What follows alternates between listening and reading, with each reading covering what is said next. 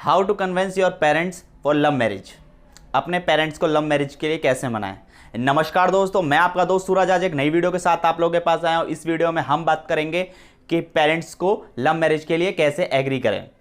तो वीडियो शुरू करने से पहले मैं आप लोगों से रिक्वेस्ट करता हूं, चैनल को जरूर सब्सक्राइब कर दें और बेल आइकन बटन जरूर दबा दें ताकि जल्द से जल्द मेरी नेक्स्ट वीडियो आप तक पहुंच सके और आप उसे देखने से ना चूकें। क्योंकि लव मैरिज इंडिया में बहुत ही सेंसिबल टॉपिक होता है, क्योंकि 75% ऑफ इंडियन पेरेंट्स ऐसे हैं जो लव मैरिज के लिए एग्री नहीं होते हैं। और ये फिगर पहले 90% था, इन दिनों कुछ ये 75 पे आ चुका है। तो बहुत ही सेंसिबल हो जाता है या बहुत ही चैलेंजिंग हो जाता है आज के यूथ के लिए जो लव मैरिज करना चाहते हैं।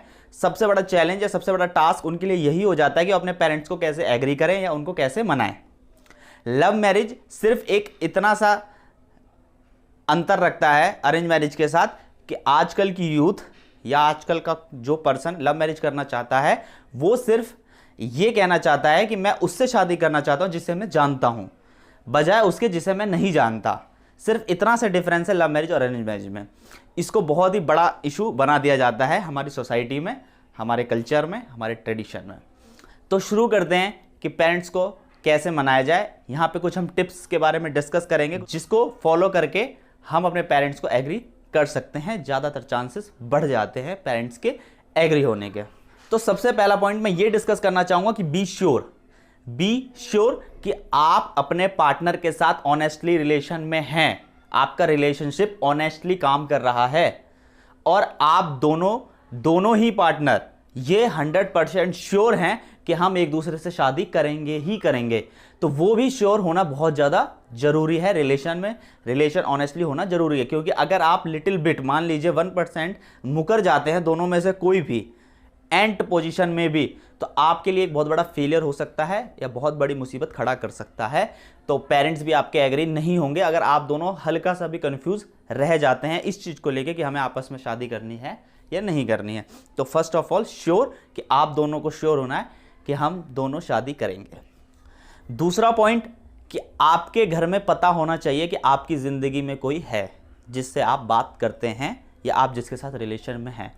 डायरेक्टली या इनडायरेक्टली आपको अपनी बात उन तक ये पहुंचा देनी है कि आपके पास कोई ना कोई है जिसके साथ आप एंगेज हो रहे हैं। अपने रिलेशन को बिल्कुल भी माँ बाप से ना छुपाएं, पेरेंट्स से छुपाएं ना, धीरे धीरे शो करते रहिए। अगर आप रिलेशन में हैं किसी के साथ और आपके साथ लव मैरिज करना चाहते हैं तो आप उसे इंट्रोड्यूस करने की कोशिश करिए घर के अंदर, अपने पेरेंट्स के साथ इंट्रोड्यूस करने की कोशिश करिए। धीरे धीरे उनके बारे में घर में बताइए। थर्ड पॉइंट, आप अपने व्यूज़ रखिए मैरिज के लिए, आपकी क्या व्यूज़ हैं। लाइक जैसे आप ये कह सकते हैं कि मुझे शादी जिससे करनी है वो क्वालिफिकेशन मेरे लिए उसकी ज़्यादा मैटर करती है बजाय कि वो मेरी कास्ट की हो। मेरे लिए उसकी एज डिफरेंस ज़्यादा मायने नहीं रखती, मेरे लिए उसका बिहेवियर मैचिंग ज़्यादा ज़रूरी है, मेरा कैरेक्टरिस्टिक मिलना ज़्यादा ज़रूरी है, या जिसके साथ मैं ज़्यादा हैप्पी रह सकता हूँ वो मेरे लिए ज़्यादा ज़रूरी है बजाय इसके कि वो मेरे सिर्फ कास्ट की हो। तो इस तरह के जो आपके व्यू हैं, किस तरह से आप सोचते हैं मैरिज को लेके, वो धीरे धीरे बातों ही बातों में अपने घर में रखिए विथ ड्यू रिस्पेक्ट्स। वो आपके पेरेंट्स हैं, रिस्पेक्ट मेंटेन रहनी चाहिए और आप अपनी बात धीरे धीरे बातों ही बातों में रख सकते हैं। फोर्थ पॉइंट, आप अपने आप को घर में रिस्पॉन्सिबल शो करिए। आप ये बताइए कि अब मैं मैच्योर हो चुका हूँ। और वो कैसे बताना है, आपकी हरकत या आप जो चीज़ करते हैं घर में, या आप इस तरह से एक्ट करिए कि आप बहुत मैच्योर हो चुके हैं। जैसे घर में लीडिंग रोल लीजिए, मान लीजिए कोई घर में भगवान ना अगर प्रॉब्लम आ जाती है तो उस प्रॉब्लम में आप सबसे ज़्यादा हेल्पिंग हैंड बनिए, अपने आप को प्रेजेंट करिए एज ए लीडर, सारी प्रॉब्लम को सॉल्व करने की कोशिश करिए, समझदारी वाली बातें करिए ताकि आपके पेरेंट्स ये समझ सकें कि यू आर मैच्योर नाउ और जो तुम फैसला ले रहे हो वो कई हद तक सही हो सकता है क्योंकि तुम समझदार हो, रिस्पॉन्सिबल हो। क्योंकि उनकी बातों पर कोई भी विश्वास नहीं करता जो रिस्पॉन्सिबल और मैच्योर नहीं होते। तो अगर आपको लव मैरिज की ओर जाना है तो थोड़ा अपने आप को रिस्पॉन्सिबल भी बनाना पड़ेगा। और अगर आप धीरे धीरे अर्निंग शुरू कर दें तो वो सबसे बेस्ट तरीका होगा अपने पेरेंट्स को इम्प्रेस करने का कि आप अपनी बात उनके सामने रख सकें। बट आपको डिबेट या इस बारे में बात अपने घर में शुरू करते रहना है और कंटिन्यू चलाते रहना है विथ ड्यू रिस्पेक्ट। और जब आप बात करेंगे उनसे तो ये बहुत ज़्यादा ज़रूरी है कि आप उनके पर्सपेक्टिव को भी समझें कि आखिरकार वो क्या चाहते हैं, उनका पर्सपेक्टिव क्या है, उनके व्यूज़ क्या हैं शादी को लेके। आपने अपने बता दिए बट उनके भी सुनने हैं ताकि जब आप उनके व्यूज़ को समझेंगे, उनके पर्सपेक्टिव को सुनेंगे, तो आपको असली बात समझ में आएगी आखिरकार उनकी प्रॉब्लम क्या है। कई पेरेंट्स चाहते हैं कि हमें सिर्फ कास्ट से मतलब है, कास्ट होनी चाहिए। कई पेरेंट्स चाहते हैं कि हमें क्वालिफिकेशन चाहिए। कई पेरेंट्स चाहते हैं हमें सुंदर चाहिए। तो बहुत सारे रीज़न हो सकते हैं। ये जब आपको पता लगेंगे आपके पेरेंट्स के पर्सपेक्टिव को सुनने के बाद, तो आपको जब मेन प्रॉब्लम का पता लग जाएगा कि आखिरकार what parents want from us, then you will solve their problems. तब आप उनकी प्रॉब्लम को सॉल्व कर पाएंगे। तो इसलिए उनके पर्सपेक्टिव को सुनिए और तब उसको समझिए और उस प्रॉब्लम को समझ के उसे सॉल्व कीजिए। और जब भी आप अपने पार्टनर के बारे में घर में बात कर रहे हैं या इंट्रोड्यूस करने की कोशिश कर रहे हैं, तो सबसे बेस्ट पार्ट अपने पार्टनर का अपने पेरेंट्स को दिखाएं। फोटोज़ से दिखा सकते हैं, उनकी बातें कर सकते हैं, उन्होंने कोई अचीवमेंट करी हो स्कूल कॉलेज या, तो वो चीज़ें दिखा सकते हैं। अगर वो कुछ स्किल्स रखती हैं या कुछ टैलेंटेड हैं, उससे रिलेटेड आप बातें कर सकते हैं। उनकी अच्छाइयों के बारे में बात करें, मतलब आप उनका जो बेस्ट पार्ट है वो अपने पेरेंट्स के सामने रखिए ताकि वो जल्दी इंप्रेस हो सके आपके पार्टनर को लेके। तो ये चीज़ें ईजी होती चली जाएंगी जब आप इस तरह की चीज़ें करेंगे, बातें करेंगे, अंगेज रहेंगे रिस्पेक्ट के साथ। हमें हाइपर नहीं होना है, गुस्सा नहीं होना है। इसको हम इंटेलिजेंस का पार्ट बोल सकते हैं कि आप किस तरह से अपनी बातें पेरेंट्स के सामने रख रहे हो और अपने आप को प्रूव कर रहे हो कि लव मैरिज कितनी सही है। अगला पॉइंट, अब आप अपने पेरेंट्स को कन्वेंस करने के लिए अपने किसी ट्रू फ्रेंड, किसी क्लोज फ्रेंड की हेल्प भी ले सकते हैं, या आप किसी रिलेटिव्स की हेल्प भी ले सकते हैं जो आपके थोड़ा क्लोज हो, जिन्होंने लव मैरिज की हो। आपका कोई फ्रेंड या आपका कोई रिलेशन जिन्होंने लव मैरिज की है, वो एक तो आपको अच्छी चीज़ सजेस्ट कर पाएंगे दैट उन्होंने कैसे किया ये सारा चीज़, ये सब कुछ उन्होंने कैसे किया। और अगर वो आपके पेरेंट्स के भी क्लोज हैं, जैसे आपके रिलेटिव्स में कोई अगर, तो वो आपको पेरेंट्स को भी कन्विंस कर पाएंगे बातों से, तो वहाँ भी आपको हेल्प मिलेगी। अगला पॉइंट है कि आप अपने मदर या फादर में से किसी एक के साथ ज़्यादा क्लोज होते हैं। ये मोस्टली होता है कि हम किसी एक के साथ ज़्यादा क्लोज होते हैं। तो जिसके साथ हम ज़्यादा क्लोज हैं, कोशिश करिए सबसे पहले वहाँ अटैक करने की। मीन्स सबसे पहले उनको इम्प्रेस करिए, उनको अपने बारे में बताइए, उनके अपने पास अपने व्यू रखिए, ताकि एक पार्टनर, मतलब मीन्स एक मदर या फादर में से कोई एक आपकी तरफ हो गया तो ये समझ लिया आपने आधी बैटल जीत ली।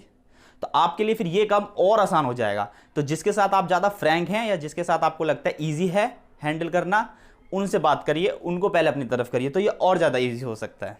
तो नेक्स्ट पॉइंट क्या है कि जब आप ये सारी बातें अपने पेरेंट्स के सामने रखेंगे, जब अपने अपने व्यूज़ रखेंगे, जब इस तरह की आप बातें करेंगे और अपने पार्टनर के बारे में बताएंगे, तो हो सकता है वो एग्री ना करें, जो कि जिसकी पॉसिबिलिटी ज़्यादा है।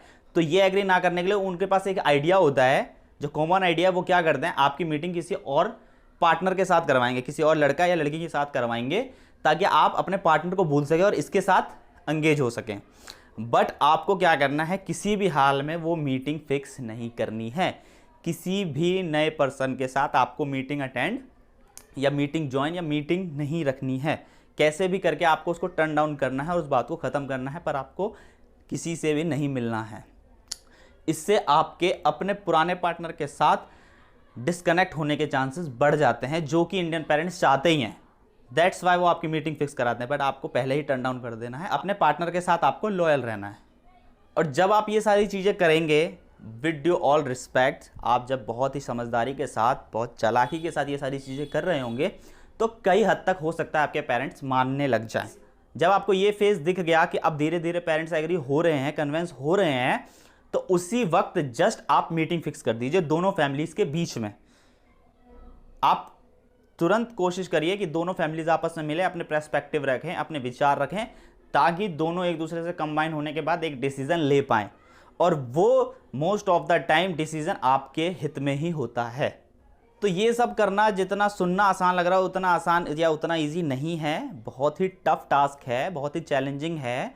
बट ये सारी चीज़ें करते वक्त आपको एक चीज़ का ध्यान क्या रखना है, never give up. Keep trying, keep trying, keep trying, but never give up. आपको हार नहीं माननी, ट्राई करते रहना है, करते रहना है। तो जब आप लगातार ट्राई करते रहेंगे और हार नहीं मानेंगे, तो बहुत ज़्यादा चांसेस हो जाते हैं कि आपके पेरेंट्स एग्री हो जाएंगे।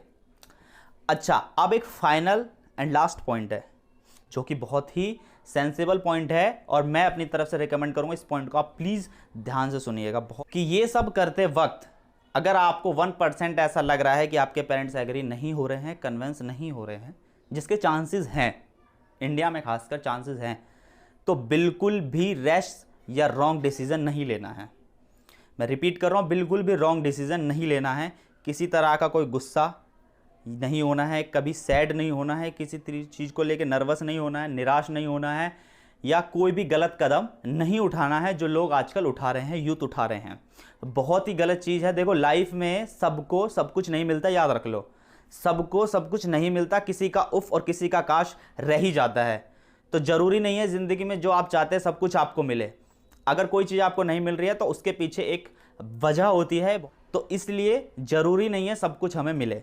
अगर कोई चीज़ हमें नहीं मिलती है तो हमें निराश नहीं होना है। कोई भी रॉन्ग डिसीजन हमें नहीं लेना है। तो ये मन में बिल्कुल भी मत लाइएगा कि मैं किसी भी तरह का रॉन्ग डिसीजन या गलत डिसीजन ले लूँ। हमेशा याद रखें, पेरेंट्स की खुशी सबसे बढ़कर है इस दुनिया में। आपने कोशिश करी, अगर 1% नहीं हो पाती है पूरी तो कोई दिक्कत नहीं है, कोई प्रॉब्लम नहीं है। ये लाइफ का पार्ट है, हिस्सा है। ऐसा सबके साथ होता है, ये एक हिस्सा है, इसको एक्सेप्ट करना है और मूव ऑन करके आगे बढ़ना है एक समझदार, रिस्पॉन्सिबल, मैच्योर पर्सन की तरह। तो मुझे आपसे उम्मीद है, आई होप आप ऐसा कुछ भी नहीं करेंगे। लेकिन जब आप ये सारी चीज़ें कोशिश करेंगे तो 99% चांस यही है कि आपके पेरेंट्स कन्विंस हो जाएंगे। बहुत ही समझदारी के साथ ये चीज़ें आपको करनी है और रिस्पेक्ट का हमेशा ध्यान रखना है। वो हमारे पेरेंट्स हैं, उनकी रिस्पेक्ट कंटिन्यू रहनी चाहिए इन सब चीज़ों के बीच में। बहुत ही और शांत माहौल के साथ हमें सारी चीज़ें करनी है। हो जाती है तो वेल एंड गुड, नहीं होती है तो don't worry, be happy. Thank you so much. जय हिंद।